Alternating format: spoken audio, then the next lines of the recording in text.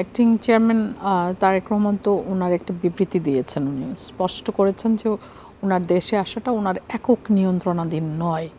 তো এরপরে তার কোনো প্রশ্ন মানে যদি মানে থাকতে পারে না, এই কারণগুলো বর্তমান সরকারকেই স্পষ্ট করতে হবে।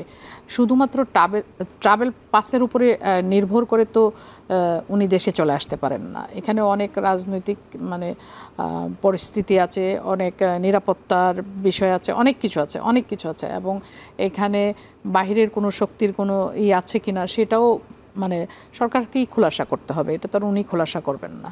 ওনার পক্ষ থেকে উনি যেটা করেছেন সেটা ওনার বিবৃতির মধ্য দিয়ে উনি সেটা পরিষ্কার করেছেন। একজন সন্তান হিসেবে মায়ের কাছে মানে থাকার যে আগ্রহ বা যে অনুভূতি, এটা প্রত্যেকটা সন্তানেরই থাকে। উনি তো আর মানুষের ঊর্ধ্বে না, তারেক রহমান তো একজন মানুষ। তাহলে ওনারও তো ওনার মায়ের এই সময় ওনার কাছে আসতে ইচ্ছা করছে, ওনার পাশে থাকতে ইচ্ছা করছে।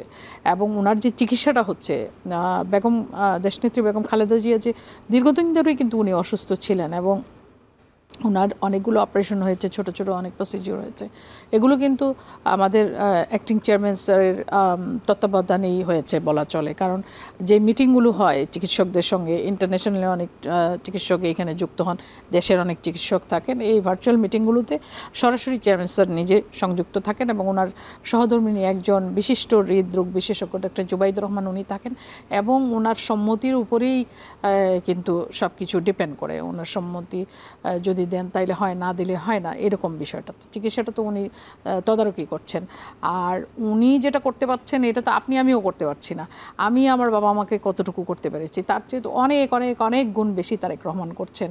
প্রতিনিয়ত ওনার চিকিৎসকদের সাথে কথা বলছেন, খোঁজখবর নিচ্ছেন।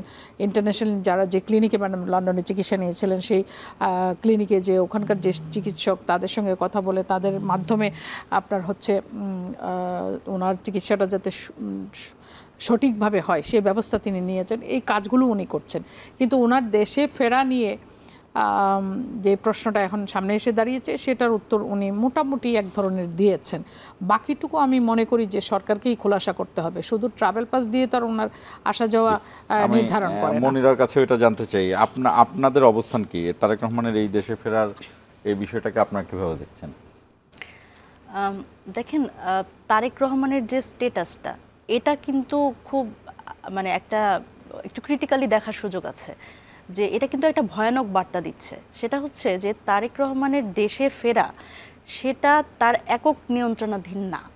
তার মানে এখানে আসলে মানে কে এটা নিয়ন্ত্রণ করছে বা কারা এটা নিয়ন্ত্রণ করছে, এটি অবশ্যই তারেক রহমানের এটা উচিত দেশবাসীর কাছে পরিষ্কার করা।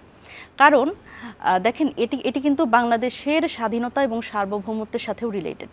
যে যিনি কিনা একজন দলের ভারপ্রাপ্ত চেয়ারম্যান, উনি এখন অন্য দেশে আছেন এবং উনি ওনার নিজের দেশে আসতে কেন পারছেন না। এবং এই 5 আগস্ট পরবর্তী সময়ে যখন আসলে আমরা একটা সুন্দর নির্বাচনের দিকে যেতে চাচ্ছি, আমরা একটা সুষ্ঠু নির্বাচনের দিকে যেতে চাচ্ছি এবং ডক্টর মোহাম্মদ ইউনূসের ভাষায় সর্বকালের সর্বশ্রেষ্ঠ নির্বাচন, এই মুহূর্তেও আমরা যখন দেখছি যে তফসিল ঘোষণার এত কাছাকাছি সময় আমরা চলে এসেছি, তারপরেও তারেক রহমান দেশে আসতে পারছেন না।